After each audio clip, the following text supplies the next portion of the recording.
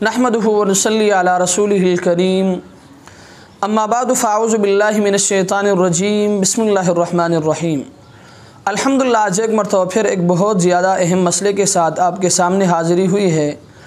وہ مسئلہ یہ کہ اکثر و بیشتر ساتھی یہ سوال کر رہے ہیں کہ مفتی صاحب عید الفطر کی نماز کا طریقہ کیا ہے؟ یہ چونکہ عید سال میں 2 مرتبہ آتا ہے اس لیے اکثر و بیشتر ساتھی اس طریقے کو بھول جاتے ہیں۔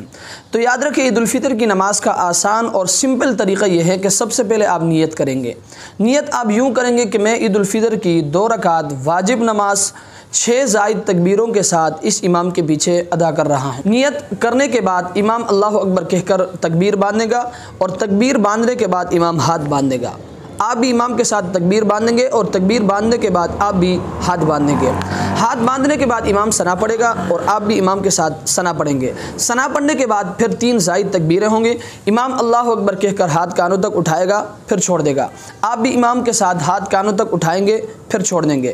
پھر امام دوسری مرتبہ اللہ اکبر کہہ کر ہاتھ کانوں تک اٹھائیں گے پھر چھوڑ دیں گے۔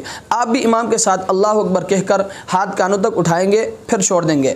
پھر تیسری مرتبہ امام اللہ اکبر کہہ کر ہاتھ کانوں تک اٹھا کر پھر باندھیں گے۔ آپ بھی امام کے ساتھ اللہ اکبر کہہ کر ہاتھ کانوں تک اٹھائیں گے پھر آپ بھی ہاتھ باندھیں گے۔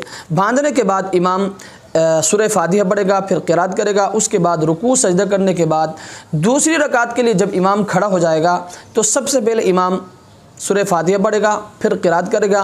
قرات کرنے کے بعد رکوع میں جانے سے پہلے پھر 3 زائد تکبیریں ہوں گی۔ امام اللہ اکبر کہہ کر ہاتھ کانوں تک اٹھا کر چھوڑ دیں گے۔ آپ بھی امام کے ساتھ اللہ اکبر کہہ کر ہاتھ کانوں تک اٹھائیں گے پھر چھوڑ دیں گے۔ پھر دوسری مرتبہ امام اللہ اکبر کہہ کر ہاتھ کانوں تک اٹھائیں گے پھر چھوڑ دیں گے۔ آپ بھی امام کے ساتھ ہاتھ کانوں تک اٹھا کر پھر چھوڑ دیں گے۔ پھر تیسری مرتبہ امام اللہ اکبر کہہ کر ہاتھ کانوں تک اٹھا کر پھر چھوڑ دیں گے۔ آپ بھی امام کے ساتھ اللہ اکبر کہہ کر ہاتھ کانوں تک اٹھا کر پھر چھوڑ دیں گے۔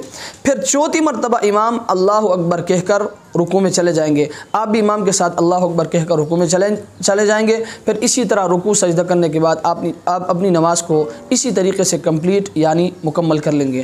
اللہ تبارک و تعالی ہمیں سمجھنے کی توفیق عطا فرمائے۔ وآخر دعوانا ان الحمد للہ رب العالمین۔